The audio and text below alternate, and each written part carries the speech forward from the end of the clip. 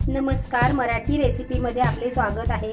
मी आज तुम्हाला भोगीची भाजी करून दाखवणार आहे। त्यासाठी लागणारे साहित्य हा घेवडा आहे, फ्लावर आहे, वाटाणा, पावट्याचे दाणे, वांग बटाटा पाण्यात टाकून ठेवला आहे, शेंगदाणे भिजवून घातले, बोरं आहेत, हे शेंगदाण्याच्या शेंगा आहेत, गाजर, पापडी आहे, कांदा, टोमॅटो, परसबी आणि 2-3 मिरच्या आहेत। गरम मसाला, तिखट मसाला, आमचूर पावडर, हळद, तिळाचं कूट, शेंगदाण्याचं कूट, गूळ आणि मिरचीनी आल्याचा ठेचा।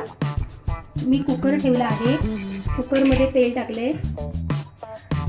तेल चांगलं तापलं की त्याच्यामध्ये कांदा टाकायचा। कांदा थोडा टाकायचा, एकदम छोटा कांदा घ्यायचा। ह्या भाजीला काय कांदा लसूणची गरज नाही, अशी सुद्धा चांगली होते। मिरचीने आल्याचा ठेचा। ज्या भाज्यांना जास्त वेळ शिजायला लागतो त्या भाज्या पहिल्या टाकायच्या। बटाटे शेंगदाणे टाकले, पावटे,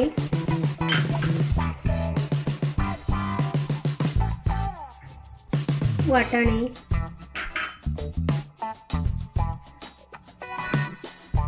मिरच्या आपण थोडे हलवायचे,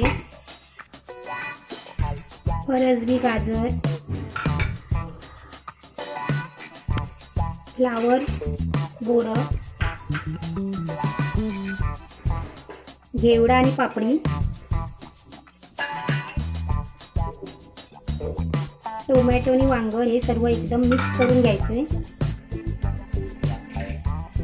त्यामध्ये आपण का मसाले टाकायचे। तिखट, ही भाजी जरा गोडच होते म्हणून तिखट टाकायचं चांगलं। गरम मसाला, आमचूर पावडर, हळद, तिळाचं कूट, फक्त तीळ भाजून वाटलेले आहे। ही भाजी तिळावर आणि शेंगदाण्याच्या कुटावरच करायची आहे। शेंगदाण्याचे कूट आणि गूळ चांगलं मिक्स करून घेऊया। मिक्स झाल्याच्या नंतर आपण जे पाणी टाकलं होतं शेंगदाणे भिजवते घालायला, ते पाणी भाजीला वापरायचं आहे आणि चवीप्रमाणे मीठ।